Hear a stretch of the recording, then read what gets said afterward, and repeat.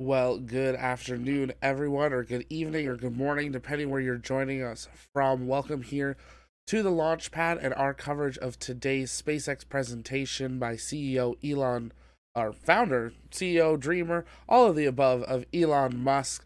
He is speaking today at the joint meeting of the Space Studies Board and the Board of Physics and Astronomy. Today, we're expecting him to begin his presentation in about 5 minutes. So we're going to, of course, bring that fully to you. If you're new here to the Launchpad, welcome. My name is Zachary Auburn. I'm the host here at TLP, and here it's our mission to inform and inspire the explorers of tomorrow.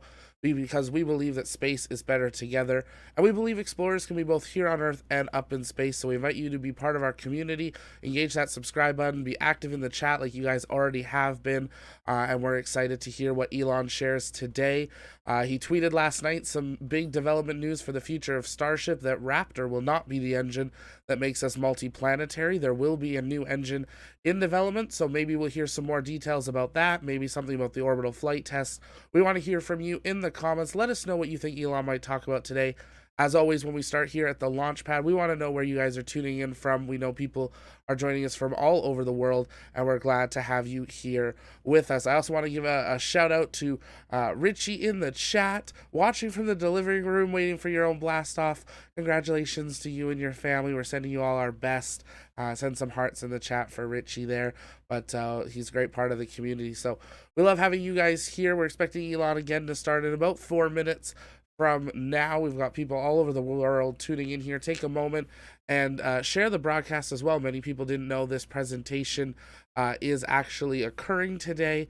Again, Elon expected to make a presentation for about 30 minutes at the joint meeting of the Space Studies Board and the Board of Physics and Astronomy. This is a virtual event being performed via Zoom, so we're bringing you coverage of that, and we're glad to have you all here. We've got Joe in Hong Kong, Mark's in Reno, we've got Dennis in Canada, James in Abilene, Texas. Great to have you all here. But quite a development with that new engine being teased by Elon. The orbital flight test now being pushed officially into 2022 by the FAA, stating that their Starship orbital environmental review will be completed hopefully by December 31st. So we'll bring you more updates as we hear about that as well. But we're going to tune in here to the live event, as we are expecting them to begin here in the next couple of minutes and introduce Elon himself. If you guys have questions, though, you can send those in the chat. We'll answer those as we go and keep answering them in the chat as well. Just make sure to tag us at the Launchpad, and that'll make sure that we can see those. And if I miss them, our mods will get those as well. If you want to talk about the presentation after, we invite you to join us over in our Discord community as well. You can click that link in the chat, totally free to do so. But if you do become a member through YouTube or Patreon, there are some behind the scenes that you can access as well. But we do full live launch coverage, Starbase testing coverage. We cover all the hearings, presentations, and everything as well as exclusive interviews with your favorite CEOs, commanders, astronauts, and more. So we hope you will engage that subscribe button and be part of our community on the road to 100K. And we're excited to take you along with us on this journey. I see a few people mentioning new engines. Raptor 2's right, or completely new. Completely new. So Raptor 2 will be a much cleaner engine, kind of getting rid of the rat's nest on the top. But Elon has confirmed that the Raptor 2's will not be the engines that make us multiplanetary. There will have to be a new engine. So we'd love to hear in the chat, actually, some of your guys' name ideas. We've had the Kestrel engine, we've had the Merlin engine, and we've had the Raptor engine. What do you think will be next? Welcome to Joe in San Diego, John in the UK, Nige in England, Aiden in Manchester. We got Gabriella in South Australia, Joe's in Chattanooga, Sylvestia, sorry I said that wrong, in Galveston. We got Ken in Texas, we got Mark in the Outer Banks of North Carolina, we got Belgium. Great to have you all here. Seek from Puerto Rico. We are expecting Elon to begin his presentation in the next about minute or so. The moment we have that, we will of course patch it in and continue to answer those questions in the chat as the presentation continues. But at this time, he is expected any moment to begin his presentation at the joint meeting of the Space Studies Board and the Board on Physics and Astronomy. Wanted to get live here just a couple minutes so you guys had time to settle in, make sure you were here before Elon began, and great to have you all here. We'll pull up the full stream here so you guys can see what we're waiting on as we wait for the presentation to begin. Again, this meeting has been going on for about 3 days, this conference. And this is, I believe, the second last day, but this is Elon's 30-minute presentation and discussion about the SpaceX Starship.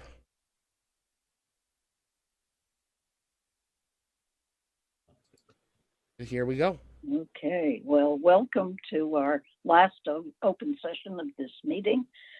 Subject is SpaceX Starship, and we are very pleased to welcome Elon Musk, who leads SpaceX, Tesla, Neuralink, and the Boring Company.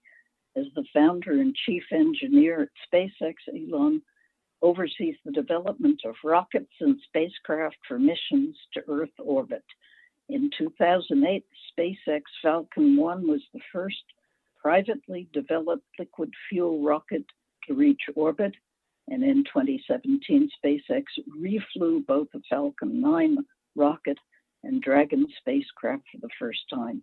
They are also currently developing the Starlink mega constellation of communication satellites and the Starship heavy lift launch system. And we welcome you, and you can unmute yourself and I'll mute me.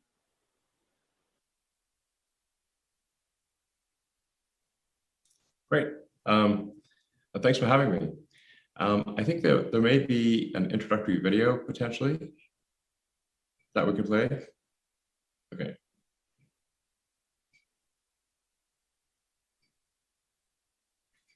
See, I don't know if this has, it does have sound, but maybe you'll.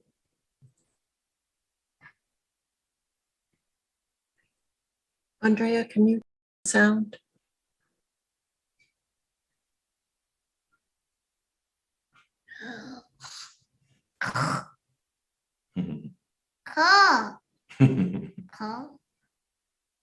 Rocket, but it's rocket on a big car.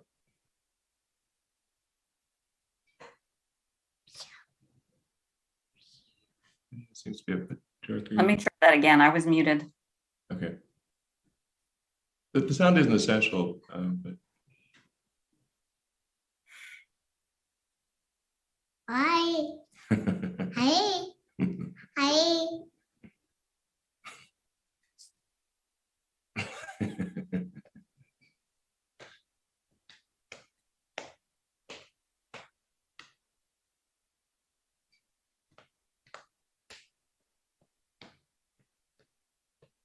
Big, big, big, big, big day, big, bucket cup.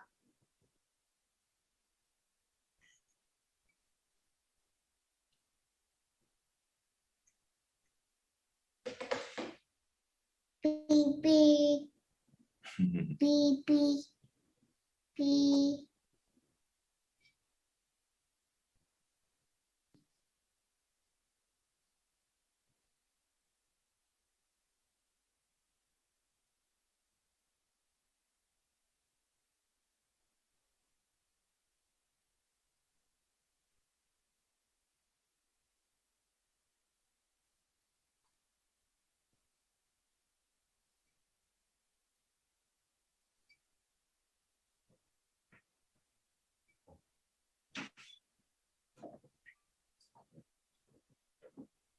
All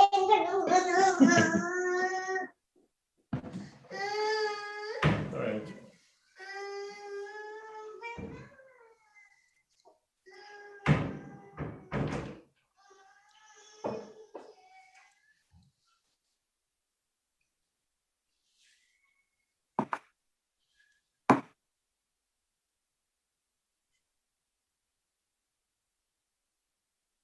Great. So that was just an introductory video regarding the Starship program. That was all real, no CGI there. What we're aiming to develop with Starship is a generalized means of transporting large amounts of mass or people, but just in general, large amounts of mass anywhere in the solar system. The idea behind behind this is to have the first fully and rapidly reusable rocket, which is that's really the holy grail of rocketry. If you can have a fully and rapidly reusable rocket, orbital rocket, then the cost of transport of a ton to orbit drops by about 2 orders of magnitude, maybe better. So, just as it would for really any mode of transport, if you say had aircraft or cars that were not reusable, you would see very little use of aircraft and cars, because you'd have to buy a new aircraft every time you went somewhere. And if you traveled somewhere in a car that was single use, you'd have to obviously tow a small car behind you just for the return journey. So I think this is quite profound. If we are successful, and at least from a design standpoint, it appears to be, all of the calculations close for having a fully reusable 100-ton to low Earth orbit capability. The vehicle is very big. So one of the things that helps with reusability is scale, because, for example, the electronics that control the brain of the vehicle, if you will, does not actually get any heavier if it is a big vehicle or a small vehicle. So things like avionics and control, inertial measurement sensors and whatnot become round down to basically almost no percentage of the mass for a big vehicle. Whereas for a small vehicle, obviously that would be much more of an issue. So scale certainly helps. And then we're using the most advanced engine cycle, which from a physics standpoint is the best. You can extract the most amount of momentum for a given amount of fuel or propellant, which is a full flow gas staged combustion engine. That's the Raptor engine. There are currently 29 of those on the base of the booster. We'll be expanding that to 33. And at 33 engines, and with the Raptor 2, we'll be doing about 7,700 metric ton force of thrust on liftoff. So it's about 2.2, 2.3 times the thrust of a Saturn V. So it's really a very big vehicle. It's the biggest rocket ever designed, and we're close to our initial launch, our initial orbital launch. We've done several suborbital flights and have been able to land the vehicle successfully. The first orbital flight we're hoping to do in January. So we've completed the first orbital booster and first orbital ship, and we'll be complete with the launch pad and launch tower later this month, and then we'll do a bunch of tests in December and hopefully launch in January. There's a lot of risk associated with this first launch, so I would not say that it is likely to be successful, but I think we'll make a lot of progress. And then we've also built a factory for making a lot of these vehicles. So this is not a case of just one or two. We're aiming to make a great many. Ultimately, I think in order for life to become multiplanetary, we'll need maybe 1,000 ships or something like that. But the overarching goal of SpaceX has been to advance space technology such that humanity can become a multi-planet species and ultimately a spacefaring civilization, and to make true the things that we read about in science fiction and have them not always be fiction. I think this is actually quite important. Well, long term, it's essential for preserving the light of consciousness. Eventually, something will happen to Earth, hopefully not soon, but either natural or man-made, that would cause the end of civilization. So the probable lifespan of civilization is much greater if we are a multi-planet species, and ultimately even go beyond our solar system. But the first step is being multi-planet, Mars being the only realistic option for that. So I think from a standpoint of, yeah, like I said, from a standpoint of preserving the light of consciousness, and which I think we should regard as fragile, I think it's extremely important that we try to become a multi-planet species as quickly as possible. Obviously, along the way, we will learn a great deal about the nature of the universe. And it will be possible to have many more space-based experiments if you have a very large vehicle capable of transporting things to orbit or the moon or anywhere at 100 times less than it currently costs. So it offers sort of profound possibilities, and I think this, there's a fundamental juncture in the history of really any civilization on a single planet, which is, do you get to the second planet or do you not? I propose we do. And I think we should do it as soon as possible. The window of this opportunity is opened now for the first time in the 4.5 billion year history of Earth. It may be open for a long time, or it may be open for a short time. And I think we should, be hasty so that just in case it's only open for a short time. Yeah, so like I said, I think this is very important for the long-term preservation of the light of consciousness. And of course, we'll naturally, we'll learn a lot of science and develop a lot of technology along the way. So that's what Starship's all about. We have an interesting project that we're working with Soul Perlmutter at Berkeley on, which is to have a really big telescope. This is taking a ground-based lens that was intended for a ground-based telescope and creating a space-based telescope with it. So that could be, I think, pretty interesting, and we'd love to do other things as well. So, yeah, and I think people may know that NASA has selected Starship for the transport of astronauts to the lunar surface. So we look forward to doing that for NASA, and then I think it really could be. It has the ability, because of the mass transport capabilities of transporting enough mass and people to the moon, to actually have a permanently occupied, I think, base on the moon. Much as we have like a permanently occupied base at Antarctica, we could have a sort of a moon research station, which I think would be amazing. So, yeah, I think anyway, this is a very profound vehicle, and nothing really like it is being developed, and I don't think anything quite like it has been even proposed. But it has the potential to affect human destiny in a very profound way. So I'm happy to answer any questions. I'm not sure quite what you'd like to know, so maybe real-time questions are the best way to address what people may be thinking.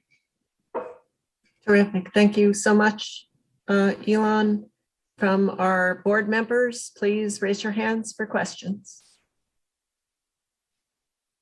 And our first question will come from Louis DeMauro.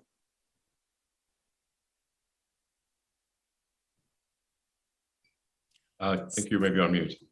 Yeah, still muted. There you go. It's just saying thank you for that. It's a rather big vision. I wonder, in order to achieve this goal that you painted, what type of international collaboration do you see get this done, and what are the possibilities of actually pulling that off? Well, we're not assuming any international collaboration. We're building this thing right now, and we're really building it from internal funds. NASA is providing some support because they intend to use Starship for transporting astronauts to the surface of the moon. But this has really been an internally funded effort. Probably, I don't know, at least 90% internally funded thus far, and we expect to reach orbit. Probably, I don't know if we'll get there on the first attempt, but I'm confident we'll get there next year, and we intend to have a high flight rate next year. It's difficult for us to actually have international involvement because of ITAR. So I'm not sure, I don't really see anyone outside the US who is building some part of what we need. Yeah, we're just doing it. It's great. Wonderful answer. Next question will come from Adam Burrows. A fascinating vision. I don't know where to begin, but I will ask just a technical question. It was surprising to many that I believe you chose a stainless steel for the vehicle. I could be wrong, but what were the technical and engineering reasons for that? And don't stint on the details.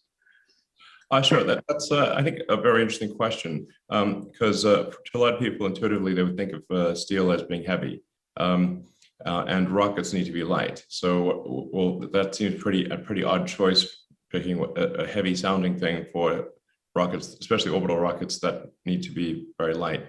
I mean, the nature of Earth's gravity being quite strong and a dense atmosphere means that you really have to have an incredibly good propellant mass percentage, and you have to have very efficient engines to get anything to orbit at all. So then why steel? So we started off with an advanced composite. So intuitively, if you ask people who understand materials, they will say we want to make something incredibly light. They'll say probably you want to use state-of-the-art carbon fiber composite. That's usually what they'll say, and that's what we started out with, which was really a very advanced carbon fiber, and actually it was only made in very small quantities. It cost $130 per kilogram, so it was very expensive material. And there are some challenges if you want to make the primary structure out of carbon fiber, which is that you've got to contain cryogenic fluid, and you need gas in sort of what's called ullage gas, pressurization gas, to pressurize the propellants in the main tanks and feed the engine turbopumps with a given inlet pressure. So if you have a carbon fiber tank, because it tends to be porous, and also potentially flammable when subject to warm gaseous pure oxygen, because our vehicle is autogenously pressurized. So the oxygen tank is pressurized with gaseous oxygen, and the fuel tank is pressurized with gaseous methane.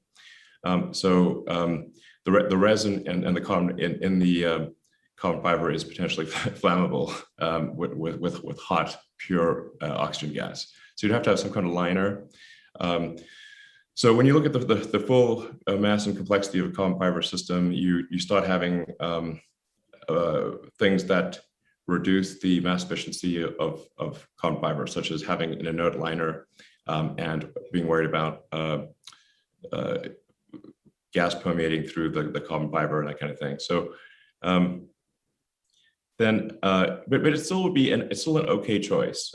However, we were having a lot of trouble making progress with the carbon fiber, because this is a 9-meter diameter rocket.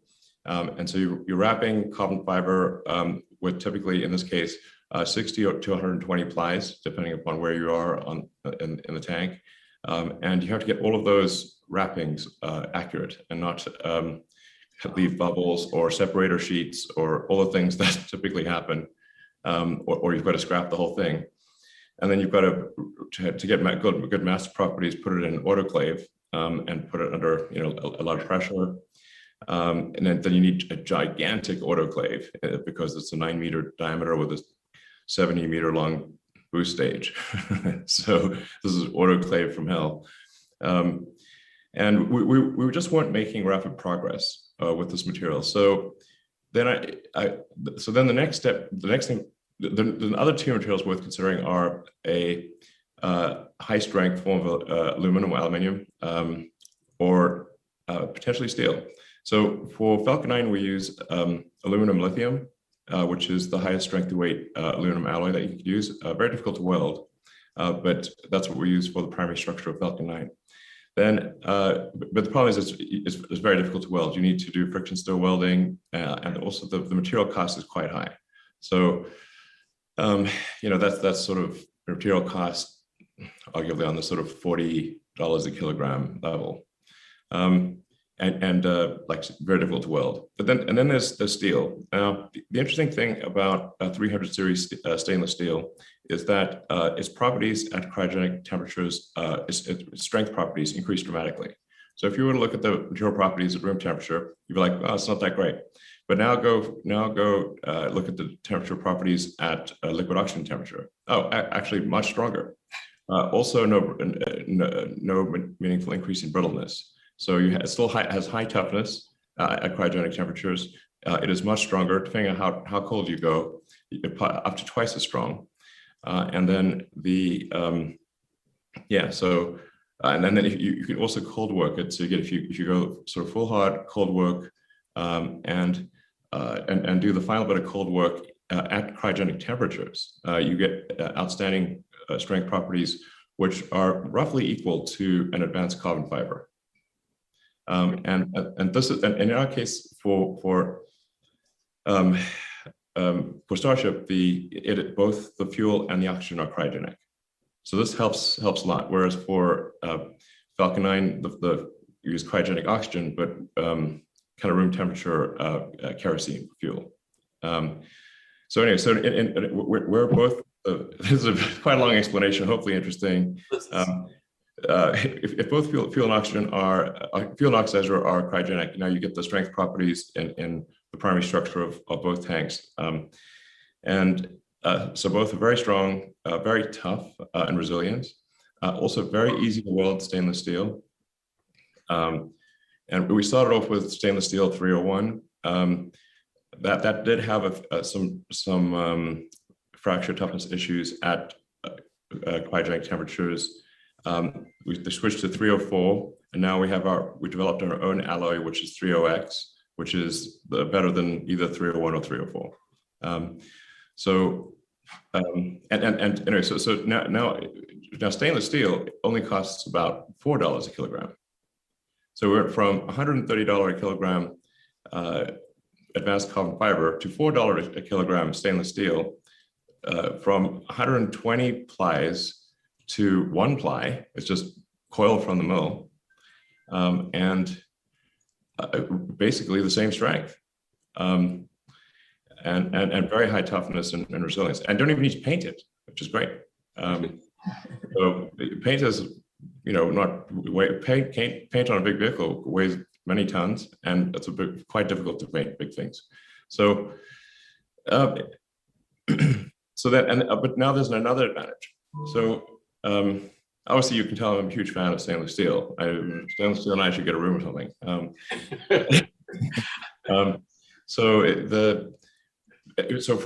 In making the vehicle reusable, so now it's coming in very hot.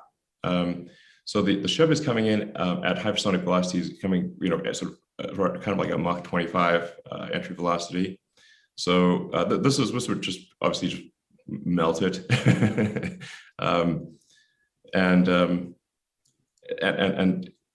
But if you've got steel, your melting point is much better, higher than aluminum, and you can handle much better temperatures than carbon fiber, because the resin tends to have problems. Like you can basically go, anything much above, say, 200 Celsius, or for carbon fiber or aluminum is you start falling off a cliff from a strength standpoint. But for steel, you go 800 and it's fine. Even 1,000 can be fine. So for the ship, this means that the heat shield mass is significantly reduced because the heat shield mass is determined by the temperature on the back of the tile that it then transmits to the hull. So the hull, if the hull is steel, you can have thin heat shield tiles, whereas if the hull is carbon fiber or aluminum, you have to have thick heat shield tiles. And you also need no heat shielding at all on the leeward side of the ship. So it is actually lighter than the most advanced carbon fiber vehicle. Yeah, I'm very surprised at that, but that was very, very interesting. I appreciate your long disquisition on this, and I thought that the steel substituting for aluminum on the reentry made some sort of sense. I didn't realize any of the other stuff. Yeah, it ends up being the right thing, and then it's just and it's the cost is ridiculously low. It's like $4 a kilogram. Even for the special alloy that we're developing, although it requires like a mill run, it's not using anything super exotic. We might throw a little exotic spicy something in there, but it's a small, it's it's gonna be like 0.2%. So it's still gonna be like maybe $4 a kilogram, maybe $4.50. And then it's just very easy to weld. Yeah, I love it. It's great. And then if we want to just add something to, if you want to, it's easy to repair. It's if you want to, add a sort of something to carry some wiring or plumbing or whatever, you can just weld it right on. It's super easy. It's great. Basically. Thank you. I very much appreciate that. It's a high tech, low tech. Wonderful. Yeah. Our next question will come from Howard Singer. Elon. Hello. I started my science career watching Captain Video and reading Isaac Asimov, and you've made all that fiction real. So thank you very much. My question is, what are you doing for radiation protection for the crews? And if you have you explored the need for forecasts of the space weather conditions or the space weather environment? Sure. I think there is, there's always some risk going into deep space, and we definitely wouldn't want to be traveling when there's like intense solar storms or anything like that. For going to the moon, like obviously, the United States has done that before, and it would be great to go back and great to have a permanent base where, if the costs are good enough, where we could have like a significant science contingent actually, on the base, permanently occupied. It would be epic. But once you're on the moon, of course, you're protected by the moon below you, and then you can put a lot of lunar regolith on top of whatever the research station roof would be. So once you're there, easy to protect. On the way, we'll have to check the weather report. And for Mars, it's going to be trickier. Obviously we don't have all the answers here, but and there may be some clever ways to reduce radiation effects. But I don't think they're insurmountable. All righty, thanks. Our next question comes from Margie Kivelson. So I'm an enthusiast for the outer planets, and SpaceX is giving the Europa Clipper a lift out to Jupiter. I wondered if you have comments on other missions that you would like to enhance by providing big lifts. Sure. Actually, we're really excited and honored to be flying the Clipper mission. I think there could be some incredibly exciting things to discover, and hopefully are, under Europa. It seems like probably the best place for some strange life. So hopefully we find some really cool things. So yeah, I can't wait to launch the Clipper, and that'll be on a Falcon Heavy currently.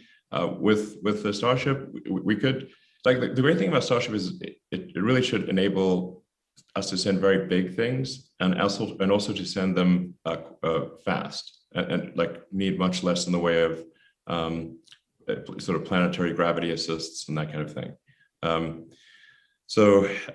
Especially if we could build a propellant generation on the moon, then we could really send something with very high delta V.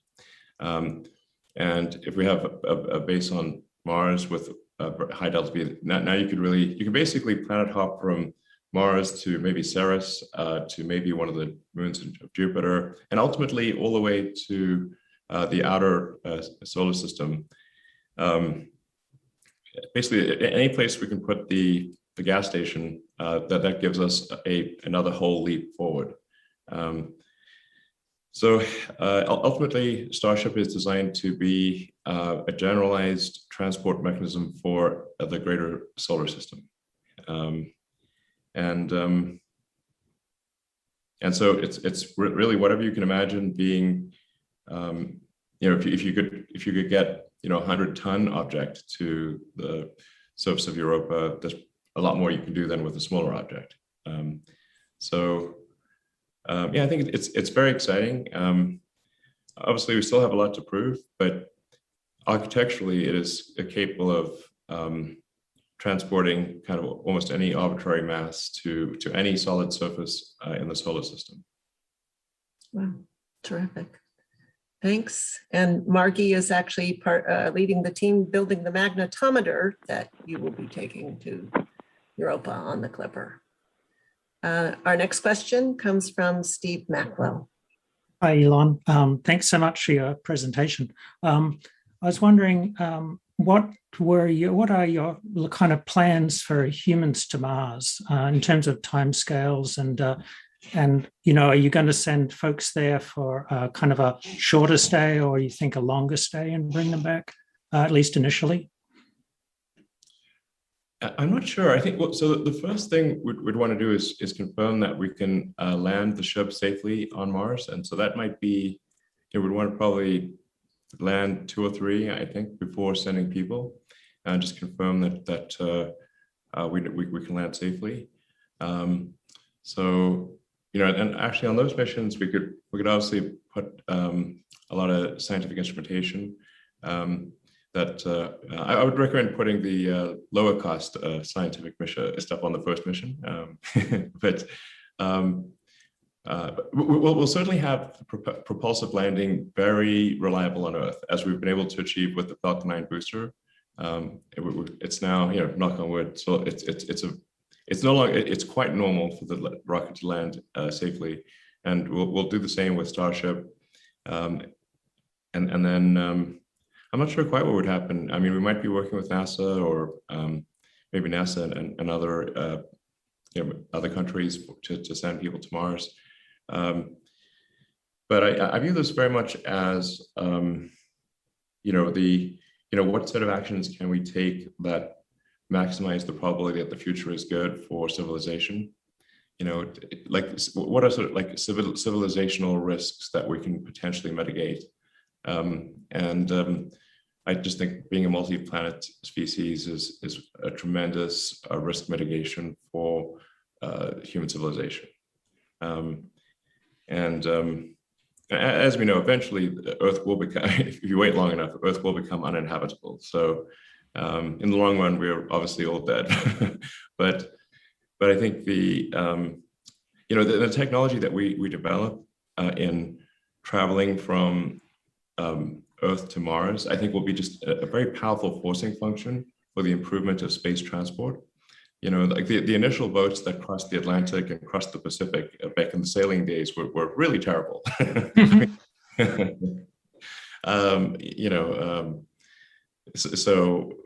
would often just plain sink. Once there was a reason to do large amounts of ocean trade, the sailing ships, the wooden sailing ships, got dramatically better. But you kind of have to have that forcing function. So that's what I think will happen, and we'll get much better at space transport. And I think this will also be very important if there's like a potential Earth collision event from from some comet or something like that. You know, the asteroids we can predict fairly well, obviously, but there's this massive cloud of comets out there that you know, we don't know the situation. So, and they come in pretty fast. So there's always some risk of a comet like taking out a continent. You know, there's this place like they talk a lot about extinction events where you know, almost all life was destroyed on Earth, but they don't talk that much about the ones where, well, it was just a continent.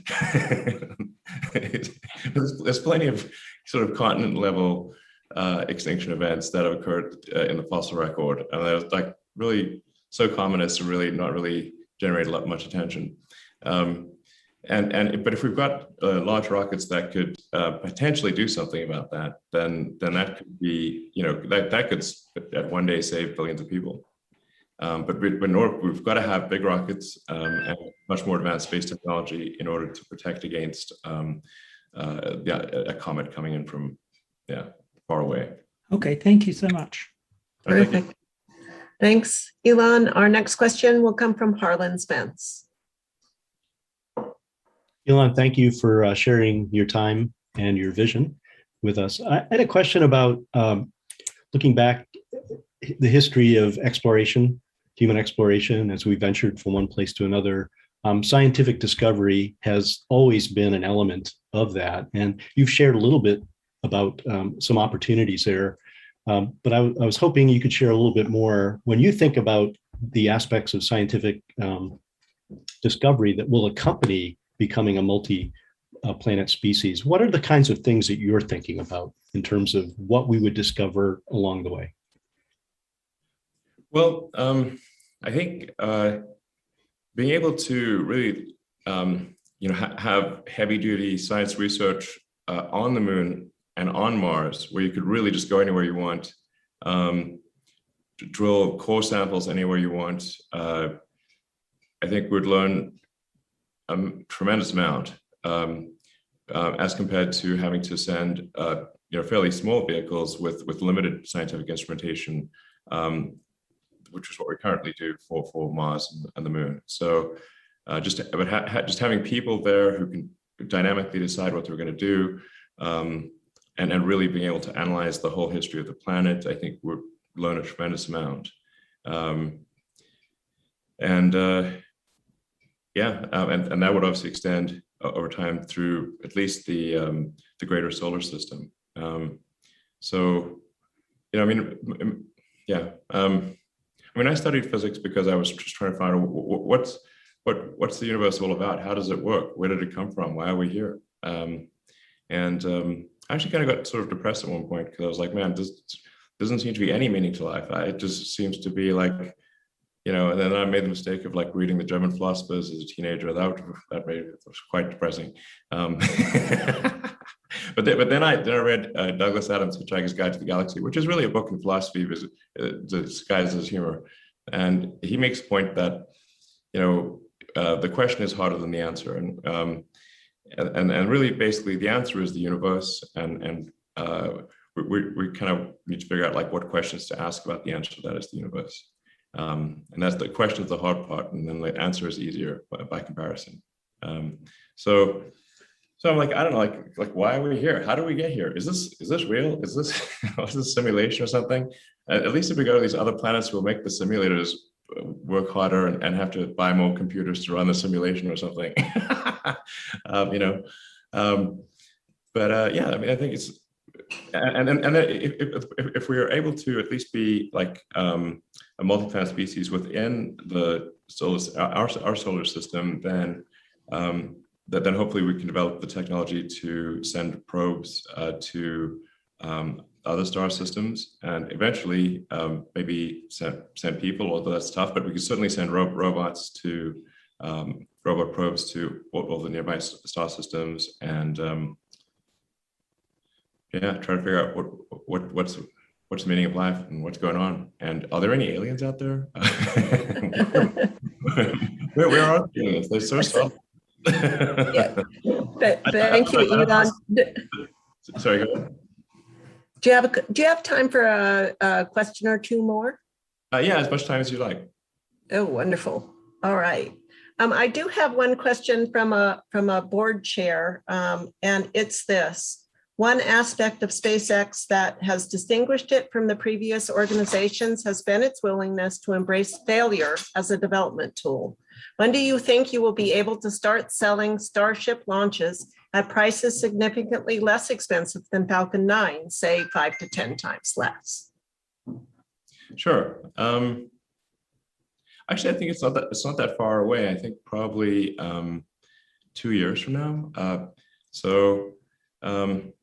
Our rate of progress on Starship is very rapid, and like you said, we're actually getting ready to do our first local orbital launch attempt within the next few months. We're expecting our license approval from the FAA around the end of this year, and then so that probably means a launch attempt in January or perhaps February, and then we're actually building the factory to make lots of Starships and make lots of engines in parallel. So there will be many vehicles. The engine build rate is currently the biggest constraint on how many vehicles we can make, because there are currently 29 engines on the booster, and there will be 33 even at a higher thrust level. That means, yeah, so 33 engines per booster, and these are big engines. These are the Raptor 2 is a roughly 240-ton thrust engine. So we're talking like 500,000 or 600,000 pound thrust engines. So really quite intense. In fact, I'd say that building the production system for Starship is much harder than the design of the Starship itself. But we have that in progress, and we intend to do hopefully a dozen launches next year, maybe more.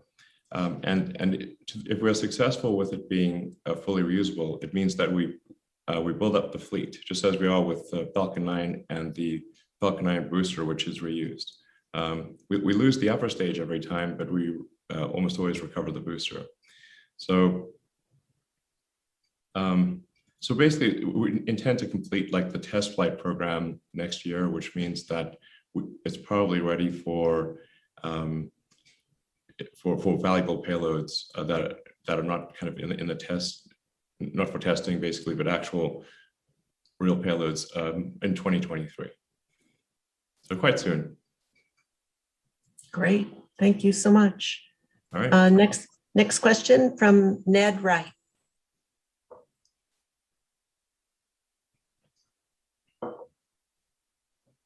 Ned, I think you're still muted.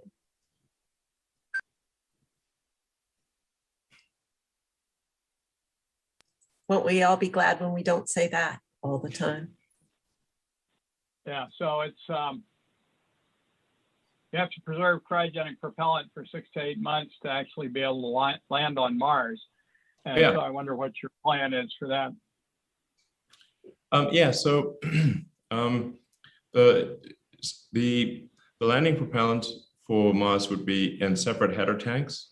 So these would be spherical header tanks. For Mars, there would probably be, they might be contained inside the main tanks, or they would be up in the cargo section, but well insulated. So you would obviously have to have extremely well insulated header tanks for landing that are not the main tanks. So that's what we'd have for Mars. Great, thanks. Riza Wexler is the next question. Yeah, so changing topic to something that's happening before we have the possibility to be a multi-planet species. I also study the universe, and I'm trying to understand how it works and how it got here. And as you know, the satellite constellations from Starlink and other sources are already having a huge impact on astronomical observations. And this is really going to significantly limit the science potential of the next generation of observatories if we don't have a course shift. So what role do you expect SpaceX to play in working with astronomers and regulatory agencies to mitigate this? Well, SpaceX already works with regulatory agencies and with the astronomers. Generally what we see is the telescope that is perhaps most sensitive to this is Vera Rubin. We work directly with the Vera Rubin team to make sure that their observations will not be affected by Starlink satellites. And my understanding is at this point they are comfortable that it will not be an interference for Vera Rubin. They have there's a slight risk of capacitive coupling between some of the sensors there, but which can create ambiguity. But we're confident that we can work around that. Great, thanks. Our next question comes from John Karras. Elon, thanks for all your time today. Appreciate it. Kind of going back to a prior question about long-term storage or cryogenics for whatever mission, but I realize, or I believe that your architecture for Starship to go beyond low Earth orbit to go to the moon has, cryofluid transfers and things like that. And, long-term cryofluid storage, low boil off. Oh, yeah. Not easy problems. No. And so not easy problems. So the question I have for you is what are your plans to mature that technology, but before you have to rely on it to go to the moon, like in a year or two? Well, so, there's a lot of ways to address it. By having launching one vehicle that is very well insulated, but does not return to Earth, effectively a propellant depot. So if you take a Starship, and you take the heat shielding off and replace that with thermal insulation, like a multi-layer insulation that's just very, very good at keeping things cold, then you could have one ship up there that it effectively just turns into a propellant depot, and then you send tankers up there to dock and transfer propellant.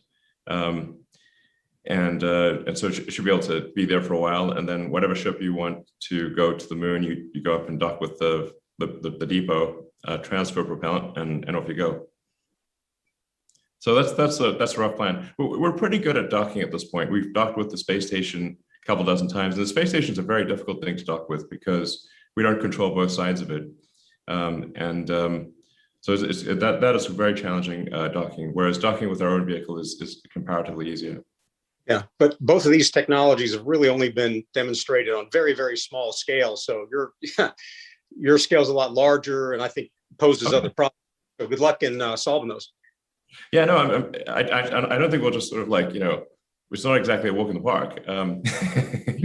So I think this is hard, but it is necessary, and it's the only way, at least with that I'm familiar with current physics, to actually make things work. And then obviously, aerial refueling is used quite a lot with aircraft. And so this is taking that concept and just doing it in orbit. So we know that success is one of the possible outcomes. We're not breaking any physics. Physics is the law and everything else is a recommendation. So, but just because it's at least in the set of possible success is at least in the set of possible outcomes. Yeah. Great. Thanks very much. Next question will come from Amanda Hendricks. Hi there. So I'm a co-chair of the Committee on Planetary Protection, and our committee is concerned with preserving the validity of future astrobiological experiments on Mars and other places in the solar system. Yep. Searches for life, extinct or extant. And I wonder if you can comment on SpaceX's planetary protection plans for Mars. Sure.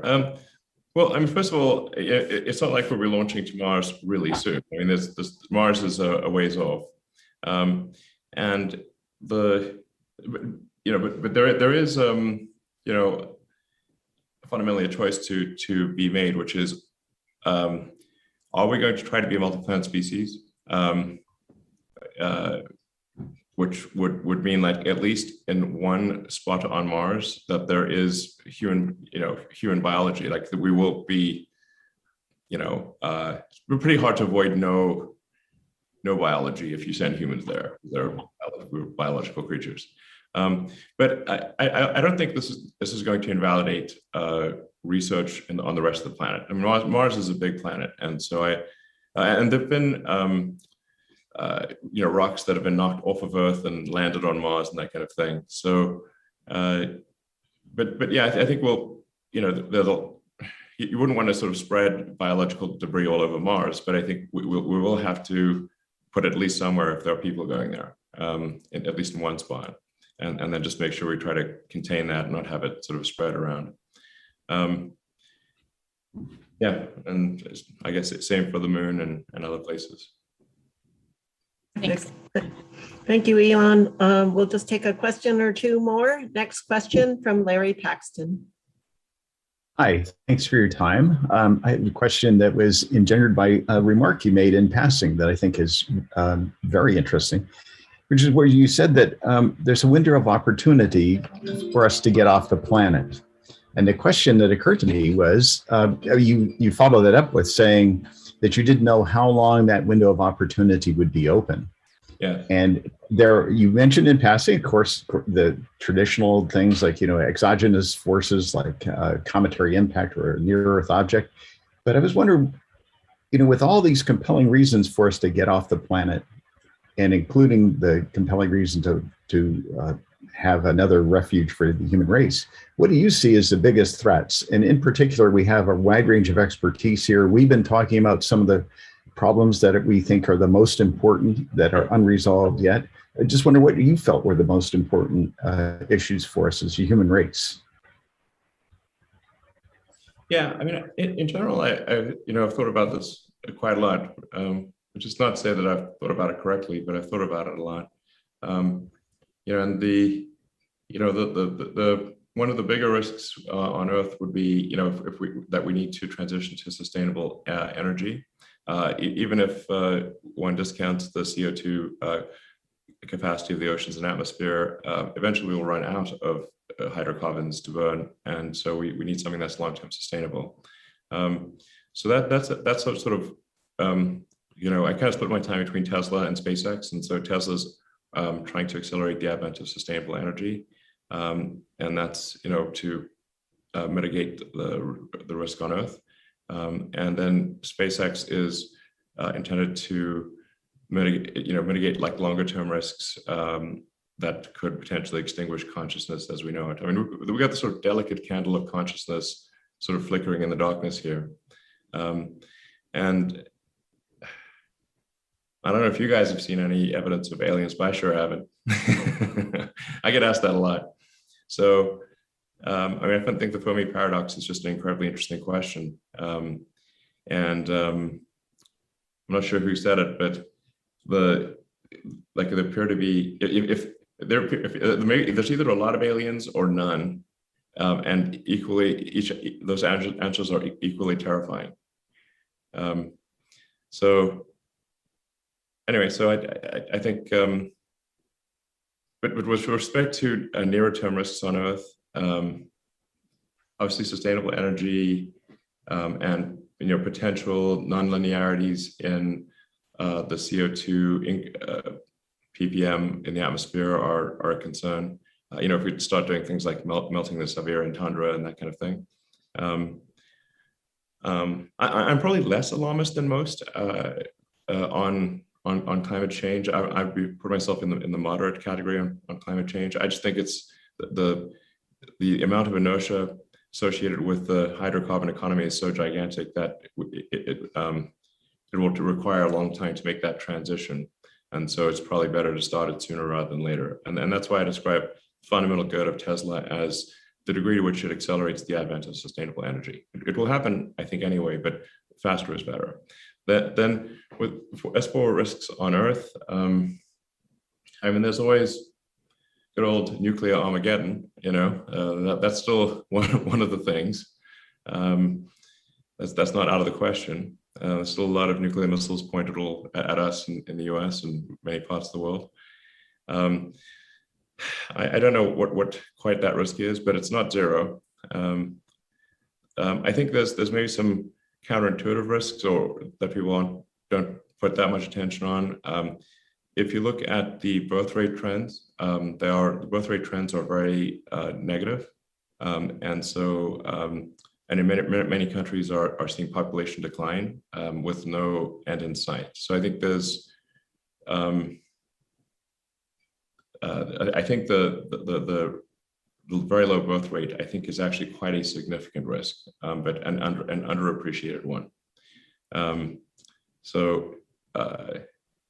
Yeah. And for population prediction, I would recommend taking things like the number of babies born last year and just multiplying that by the probable lifespan. And if you do that, I think you'll see numbers that are very, very bad for future population, and with an inverted demographic pyramid. So you've got a lot more older people and then fewer middle-aged people, and then eventually just very few youngsters. And this will necessarily lead to resources being applied to taking care of the elderly instead of advancing science or advancing civilization. I'm quite worried about that one because I see no reversal of the trend. You know, that would, you know, civilization will die with a bang or a whimper. That would be dying with a whimper. Then there's obviously, of course, you know, a pandemic that's like COVID, but which has a much higher mortality, sort of a long, you know, high contagion, highly contagious, long incubation period, high mortality type of pandemic. That's clearly a risk. AI is, I think, maybe more of a risk than people realize. Ironically, the smart people tend to think AI is less of a risk because they think that they're so smart, but actually we're just humans and we're quite dumb. It's amazing we got this far, frankly. So if you see the advancement of AI, it's clear that AI will exceed human intelligence in every way if these trends continue. And the list of things that the human mind can do better than AI is less and less every year. So, you know, hopefully that AI is coupled to human will, but it might not be. The long-term goal of Neuralink is to achieve sort of better symbiosis with AI and with the kind of human mind. In the short term, Neuralink, I think, will help solve a lot of brain injuries and diseases and spinal injuries and that kind of thing. But long term, like, because one of the things that I'm getting quite esoteric here, but we're already a cyborg, really, in the sense that our phones and computers are an extension of ourselves, and you could say we arguably have the primitive kind of limbic system, the cortex, the higher thinking, and then we've got a tertiary layer, which is silicon in the form of our computers and phones and everything.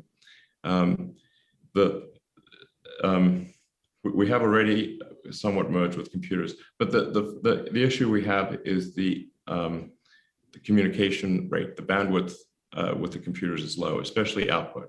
If our output is 2 thumbs, that's, you know, we're talking maybe 10 bits per second or something like that. Or maybe 100 best case. It's a very slow output.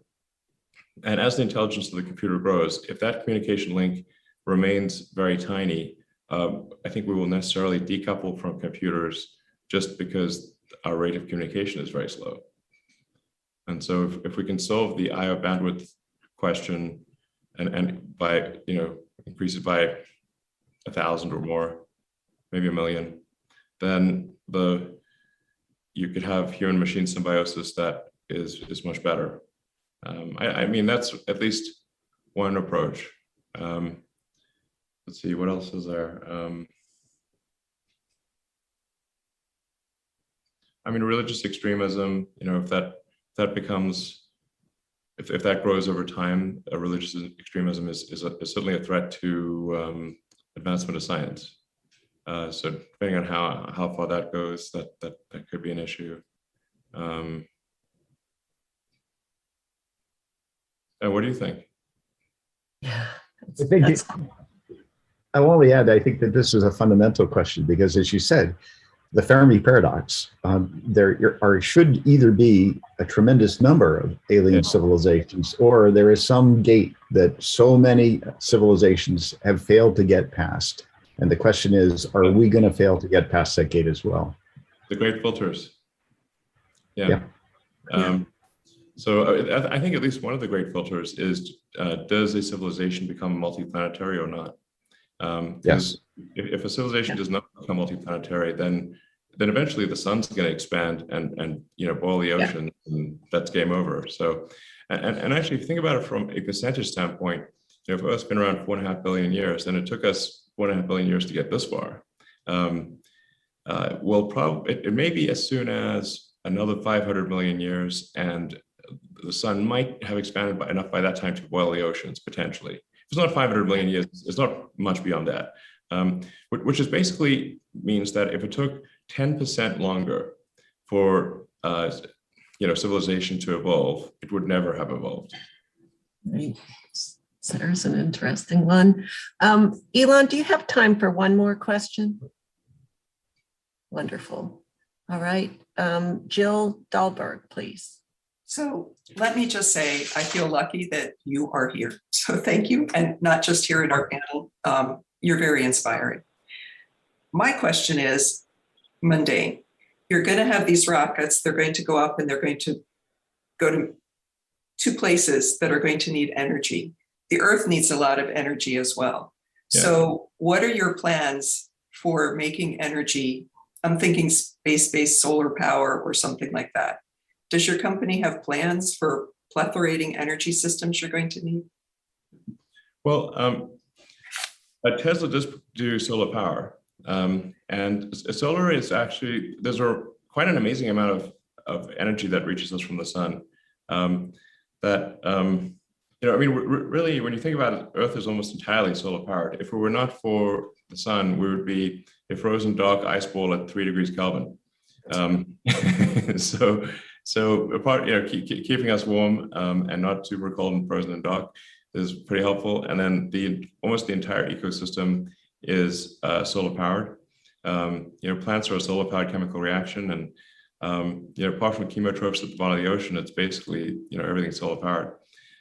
So we're really talking about just like a little bit of incremental power from the sun being used to power civilization. As a sort of good rule of thumb is because you get about a kilowatt per square meter of solar energy. So then in a square kilometer, there's 1 million square meters. So now you've got a gigawatt of solar energy per square kilometer. And so if you've got like 25% efficient panels, and there are maybe 80% of the area is panel of then you've got like basically 200 megawatts per square kilometer of solar power. And so then if you say, well, okay, how much? Then you really won't need a very large area to power the entire United States with solar. Like a little corner of Utah or Texas, obviously you prefer it to be distributed, but you can just say like, okay, how much is actually needed to power the US? And it's, somewhere between a square that's roughly 150 to 200 kilometers on a side will power the entire United States. So it's really clearly no problem to power civilization with with solar. And then of course there's wind, and I'm actually pro nuclear, fission wise, and there's also hydro and geothermal. So I think we will solve Earth's energy needs, and they are being solved. If you look at the growth of wind power and solar power, it's really has a very high growth rate. It needs to be paired with batteries in order to, because the intermittency of wind and solar. that the combination of solar plus battery can completely solve all of Earth's energy needs. In fact, for satellites that are in orbit, that's all they use is solar panels and a battery. And what is Earth but a large satellite?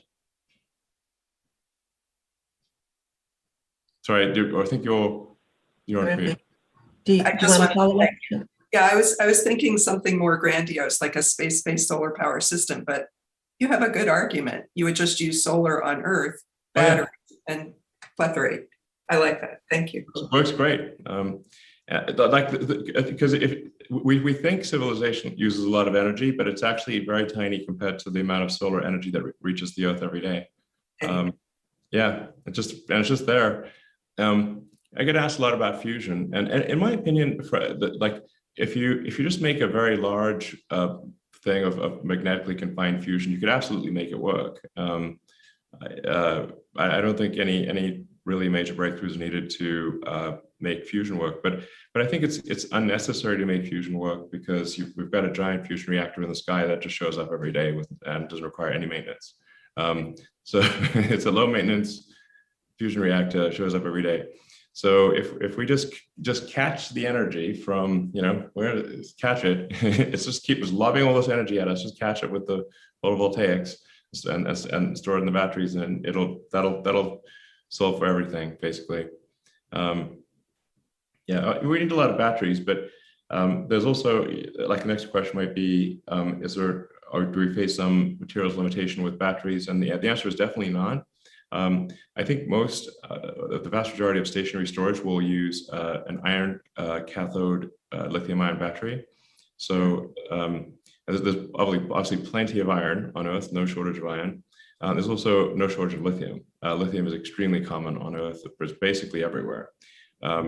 So you have basically an iron phosphate cathode with a graphite anode and lithium carbonate. There's enough of that on Earth to power many civilizations.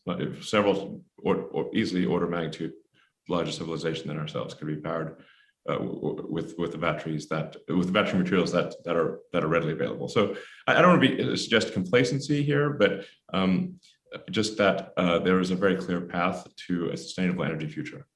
Okay, that's wonderful. Elon, we just want to thank you so much. The National Academy of Sciences is so pleased to have you here with us today.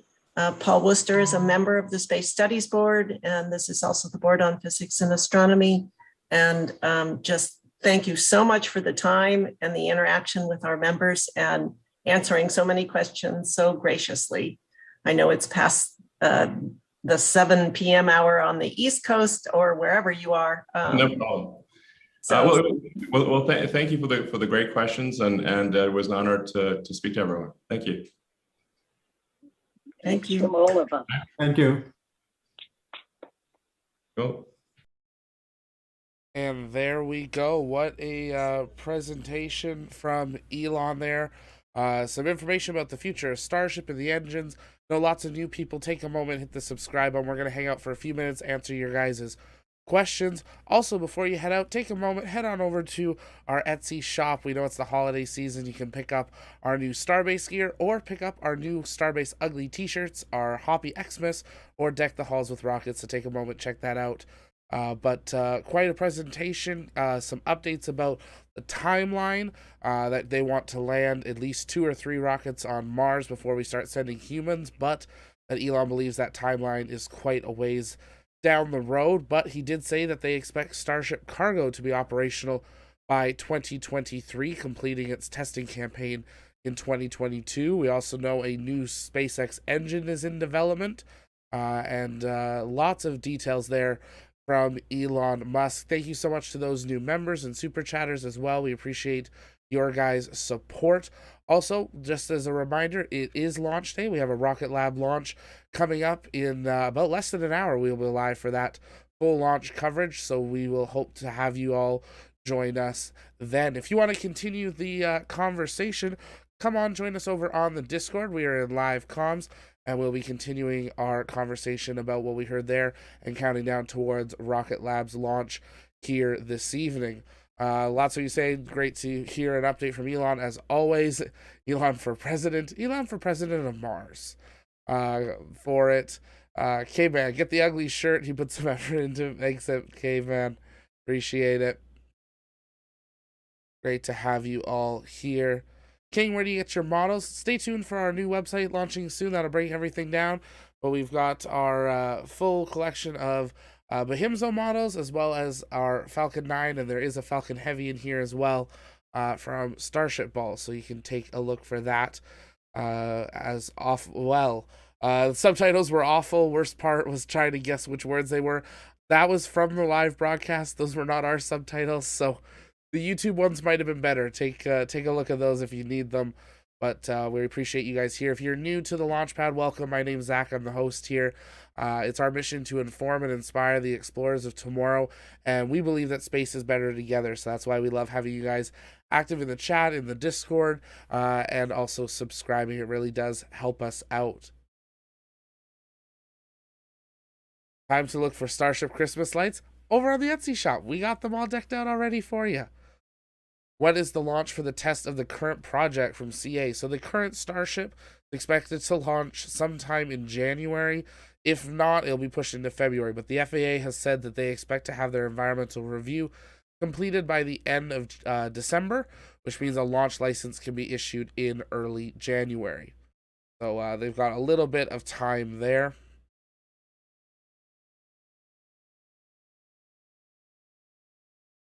Hyperloops, things, Doge, lots of things coming in. Love to have you guys here. Want to know where the helmet came from? That was a gift I got for winning a contest. So I can't actually tell you where I got it, but it does fit. If you join us for a future Falcon 9 crew launch, I'll wear it for a little bit. But glad to have you all here. You can keep sending in questions here or over on the Discord, but that's going to do it for us here tonight on the Launchpad. We'll see you guys live in about an hour for the first Electron launch in many months. But for now, this is Zach with the Launchpad signing off. Have a great day, everyone, and thanks for joining us for Elon's Starship presentation at the Space Studies Board and Board of Physics Astronomy Joint Meeting. We'll see you next time.